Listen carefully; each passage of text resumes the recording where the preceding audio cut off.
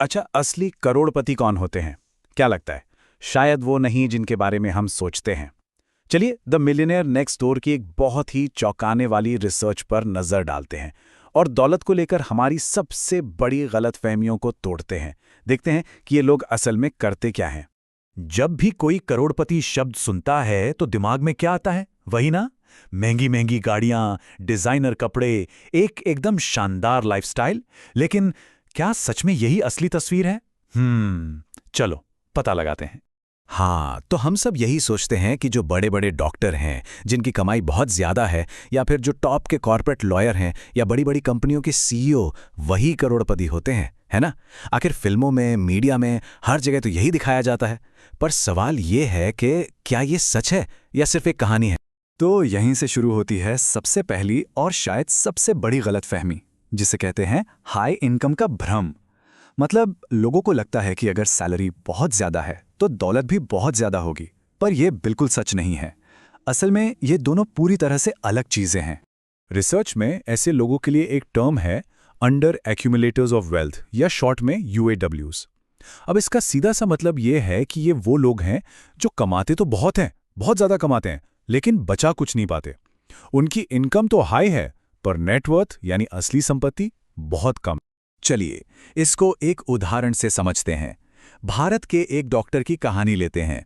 मान लीजिए वो महीने का 4 लाख रुपए कमाता है। सुनने में तो ये बहुत ही बढ़िया लगता है ना? पर सवाल ये है कि ये पैसा जाता कहाँ है? एक महंगे अपार्टमेंट की भारी भरकम ईएमआई, एक क्लिनिक जो ठीक से मैनेज नहीं हो रहा, और ऊपर से एक खर्चीली लाइफस्टाइल। तो नतीजा क्या हुआ? कमाई तो बहुत ज्यादा है, लेकिन संपत्ति वो वहीं की वहीं है, बढ़ ही नहीं रही। अब सवाल उठता है कि ऐसा होता क्यों है? इसे कहते हैं हाई स्टेटस ट्रैप। होता क्या है कि इन प्रोफेशंस में ना एक महंगी लाइफस्टाइल मेंटेन करने का सोशल प्रेशर बहुत ज्यादा होता है। सालों तक पढ़ाई चलती रहती है और फिर जब कमाई शुरू होती है तो खर्च भी एकदम से आसमान छूने लगते हैं, और इस सब में बचत करने की आदत तो कभी बन ही नहीं पाती। तो ठीक है, अगर ज्यादा सैलरी से दौलत नहीं बनती, तो फिर बनती कैसे है? असली जवाब सैलरी और ओनरशिप यानी मालिकाना हक के बीच के फर्क में छुपा है। चलिए इस पर थोड़ा और गौर करते हैं। और इस किताब की जो सबसे दमदार खोज है वो ये है कि ज्यादातर करोड़पति नौकरी करते ही नहीं हैं। वो या तो सेल्फ एम्प्लॉयड हैं या फिर किसी ना किसी बिजनेस के मालिक हैं। देखिए, सैलरी और बिजनेस के रास्ते में ना जमीन आसमान का फर्क है। सैलरी पर सबसे पहले टैक्स कटता है और उसकी ग्रोथ भी एक लिमिट तक ही होती है। वहीं दूसरी तरफ बिजनेस की इनकम को आप बढ़ा सकते हैं, उसे वापस बिजनेस में इन्वेस्ट कर सकते हैं, टैक्स को बेहतर तरीके से प्लान कर सकते हैं, और सबसे जरूरी बात, ये एक असली एसेट, एक असली संपत्ति बनाता है। ठीक है, तो ये तो समझ आ गया कि करोड़पति बिजनेस ओनर्स होते हैं, पर किस तरह के बिजनेस? इसका जवाब शायद थोड़ा हैरान कर दे। ये कोई बहुत फैंसी या ग्लैमरस बिजनेस नहीं होते। असल में ये है बोरिंग बिजनेस की ताकत, दौलतमंद बनने का वो रास्ता जिस पर ज्यादातर लोग ध्यान ही नहीं देते। तो सवाल ये है कि आखिर वो कौन से बिजनेस बनाते हैं? क्या वो हाईटेक स्टार्टअप्स हैं जिनके बारे में हम रोज पढ़ते हैं, रोज सुनते हैं, या फिर कहानी कुछ और ही है? तो जवाब है नहीं, बिल्कुल नहीं। ये किताब इस नए जमाने के मिथक को पूरी तरह तोड़ देती है कि अमीर बनने का रास्ता सिर्फ टेक स्टार्टअप से होकर गुजरता है। सच तो यह है कि करोड़पति लोग शायद ही कभी कोई फ्लैशी स्टार्टअप बनाते हैं। तो फिर वो कौन से बिजनेस हैं? सुनिए, होलसेल ट्रेडिंग, पैकेजिंग का काम, मेडिकल सप्लाईज, ट्रांसपोर्ट और logistics, construction material, food processing, ये वो सारे बिजनेस हैं जिन्हें लोग अक्सर बोरिंग समझते हैं, पर असल में दौलत बनाने की असली मशीनें यही हैं। पर ये बोरिंग बिजनेस काम क्यों करते हैं? इसकी वजहें हैं। पहली, इनकी डिमांड हमेशा रहती है, मतलब स्थिर है। दूसरी, ये कैश फ्लो के इंजन होते हैं, पैसा लगातार आता रहता है। तीसरी, इनमें ग्लैमरस इंडस्ट्रीज के मुकाबले कंपटीशन भी कम होता है।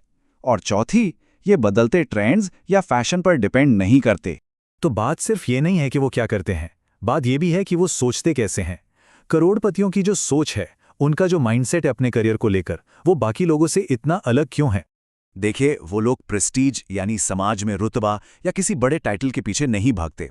वो भागते हैं कंट्रोल के पीछे, ओनरशिप के पीछे।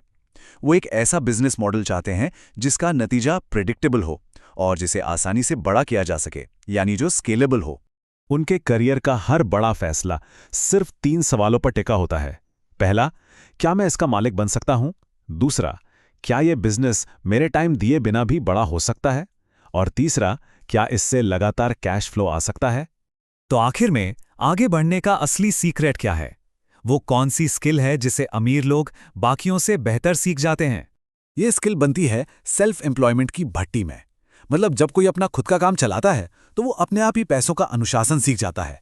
खर्चों पर कंट्रोल करना, कैश फ्लो को मैनेज करना, मोल भाव करना और रिस्क को मैनेज करना, ये सारी स्किल्स वो सीखता है।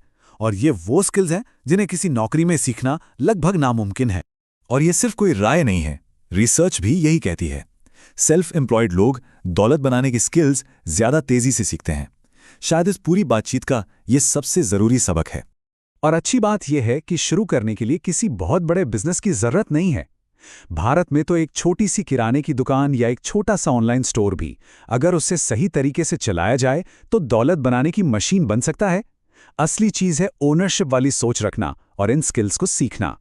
तो आखिर में एक सवाल, अपने आसपास नजर दौड़ाइए और सोचिए, ऐसा कौन सा बोरिंग सा बिजनेस है जिसे सब लोग नजरअंदाज कर रहे हैं लेकिन जिसमें भविष्य का गोल्ड माइन बनने की क्षमता है? सोचिएगा जरूर।